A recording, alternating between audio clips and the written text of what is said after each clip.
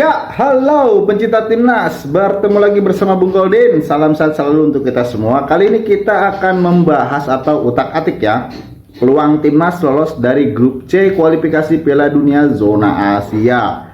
Kita kalah kemarin melawan Cina, tapi itu tidak menutup peluang timnas untuk lolos ke babak selanjutnya. Walaupun timnas Indonesia menurut Sintayong hanya mengincar posisi 3 atau 4, tapi menurut Bung Goldin dengan melihat hasil pertandingan-pertandingan yang lain, posisi kedua tentunya masih bisa kita raih asalkan di laga kandang kita maksimal dan di laga tandang juga kita superior. Semisal kita melawan Jepang atau nanti melawan Australia, itu laga tandang yang sangat berat, tapi melihat pertandingan Australia melawan Jepang, tentunya kita patut optimis. Ternyata Jepang tidak superior amat lah kalau menurut saya, karena timnas Indonesia perkembangannya juga semakin bagus. Kalau kata orang Malaysia, kita ada peningkatan ya, tapi Indonesia ini memang benar, nanti kita bahas. Kemudian klasemen sementara grup C, yaitu Jepang di posisi pertama dengan 10 poin, Australia dengan 5 poin, Arab Saudi 4 poin, Bahrain 4 poin, Indonesia 3 poin, dan Cina 5 poin.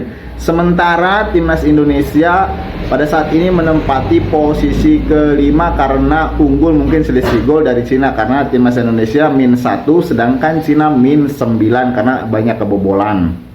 Jadi melihat dari grup ini, timnas Indonesia memang masih berpeluang walaupun memang kalah, tapi itu kalahnya di laga tandang, kan kita masih punya laga kandang, jadi kita patut optimis.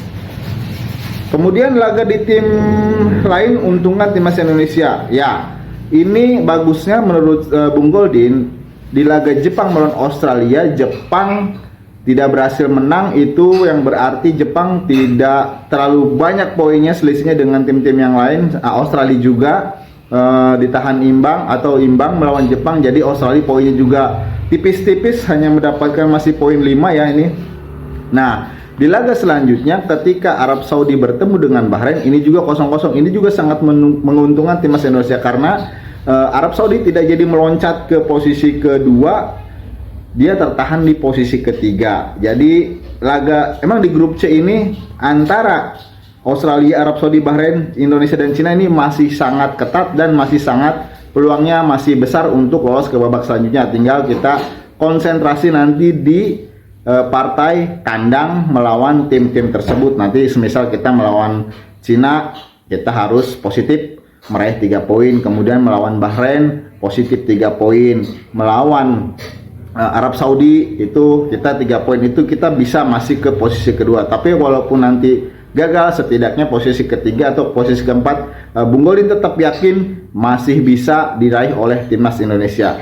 Ini banyak yang beredar bahwa ketika timnas Indonesia kalah, kalian tidak mendukung, ketika timnas Indonesia menang kalian mendukung. Sebutnya gini ya, jadi jangan, kalau tidak bisa mendukung pada saat timnas Indonesia kalah, jangan bersenang-senang atau jangan bergembira pada saat timnas Indonesia memenangkan pertandingan. Sebenarnya itu bagus kata-kata itu, tapi kalau sekedar kita untuk mengkritik, untuk membangun, itu sah-sah saja. Nanti itu terakhir dibahas oleh Bung Goldin di konten ini. Kemudian timnas ada peningkatan permainan, betul. Timnas melawan Cina peningkatannya sangat luar biasa dari segi permainan dibandingkan dengan laga-laga sebelumnya. Laga dengan Arab kita bisa menguasai bola tapi tidak terlalu banyak. Melawan Australia kita sama sekali tidak bisa menguasai bola, kita terus ditekan oleh Australia walaupun kita sebagai tuan rumah. Kemudian melawan Bahrain kita hanya mampu melakukan serangan balik di babak kedua, lebih efektif. Di babak pertama kita sangat didikte. Dan pada saat melawan Cina ini sangat luar biasa sekali, terutama di babak kedua. Permainan timnas Indonesia sangat Eropa sekali dengan berhasil menguasai penguasaan bola sampai kalau tidak salah 78%, hampir 80%-an. Ini gambarannya kalau misalkan kita bermain di Indonesia dari babak pertama ini kita harus tekan Cina terus seperti pada saat tandang melawan Cina di babak kedua kemarin. Tapi yang jadi masalahnya adalah Sintayong, ini kritik ya, kritik membangun, jangan sampai salah dalam menentukan pemain. Yang jadi pertanyaan besar saya adalah kenapa pada saat Asnawi nggak apa-apa lah main oke lah, is oke. Tapi ban kapten kenapa dikasih kepada Asnawi? Sedangkan kita tahu J.I. Jazz adalah kapten di laga-laga sebelumnya dan itu sangat bagus menurut saya kepemimpinannya. Kemudian saya mendengar bocorannya bahwa J.I. Jazz tidak mau menjadi kapten ketika Asnawi bermain. Itu sebenarnya menurut saya kurang profesional lah dalam segi tim. Jadi harusnya hal-hal seperti ini tidak terjadi. Dan ada kabar berseliweran juga, ini mungkin bisa saja terjadi karena ada kritikan dari sebagian pihak yang mengatakan menolak naturalisasi. Menurut saya itu tidak usah digubris karena itu hanya segelintir persen. Dan masyarakat sepak bola Indonesia atau supporter timnas saya yakin sangat mendukung program naturalisasi ini. Nah, kita polling saja.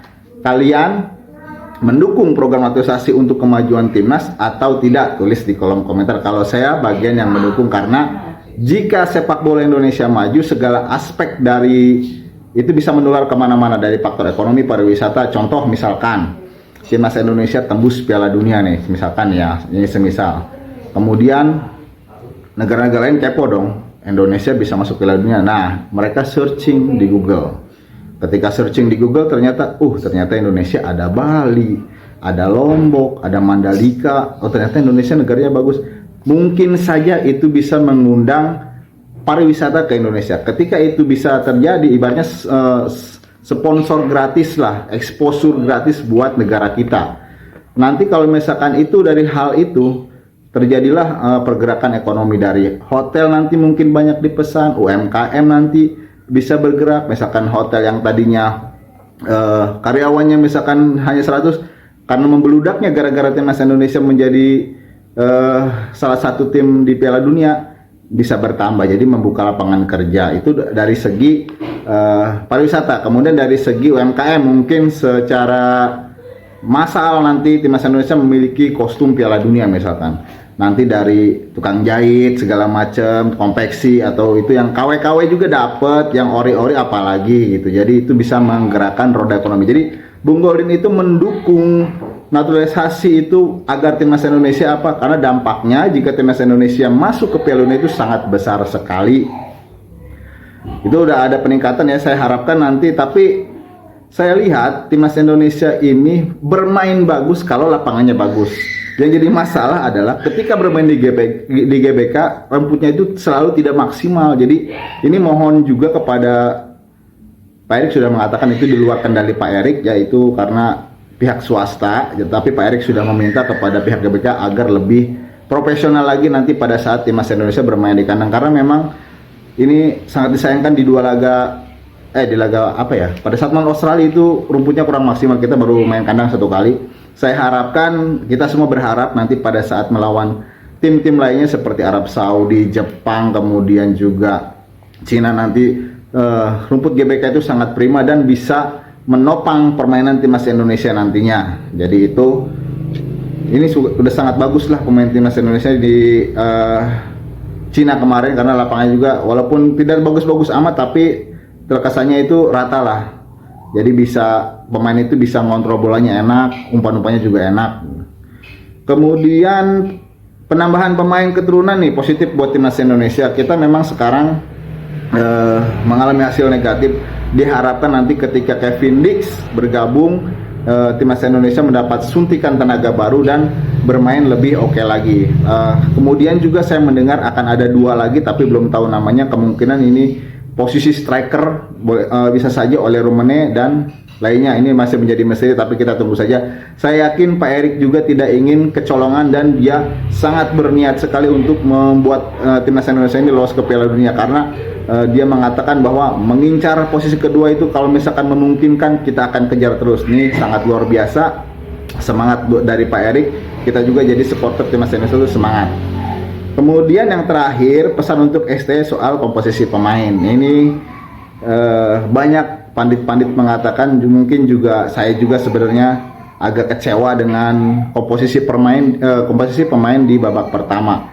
Yang saya tidak duga-duga itu Asnawi main, kemudian Witan main, dan Sen Patinama. Sebenarnya benar kata Coach Justin kita, dia mengatakan bahwa ngapain sih pemain yang lagi bagus kok diganti seperti saya yang tidak paling masuk akal adalah Rizky Ridho. Kenapa dia dijadikan cadangan kalau misalkan kemarin alasannya Jordi Amat itu masih bisa diterima, tapi kenapa pada saat melawan China dia menjadi cadangan? Ini menjadi pertanyaan besar bagi saya.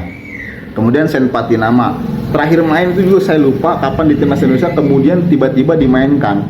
Ini secara sentuhan itu sangat hilang sekali, sangat tidak terasa sentuhannya, bahkan melakukan blunder. Tapi saya tidak menyalahkan pemain. Dalam hal ini pemain semua bagus, mungkin karena strategi saja yang salah.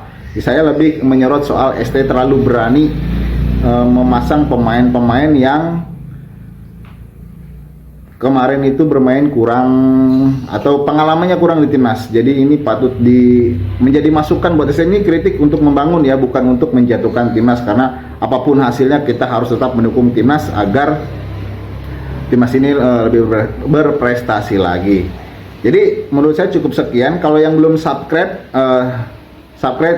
channel Bung Goldin, karena video panjangnya Bung Goldin masih ini nih, masih masih ngap-ngapan nih penontonnya. Kalau video short udah lumayan lah. Jadi dukungan kalian membuat Bung Goldin semakin semangat untuk membuat konten. Demikian dari Bung Goldin, salam timnas Indonesia.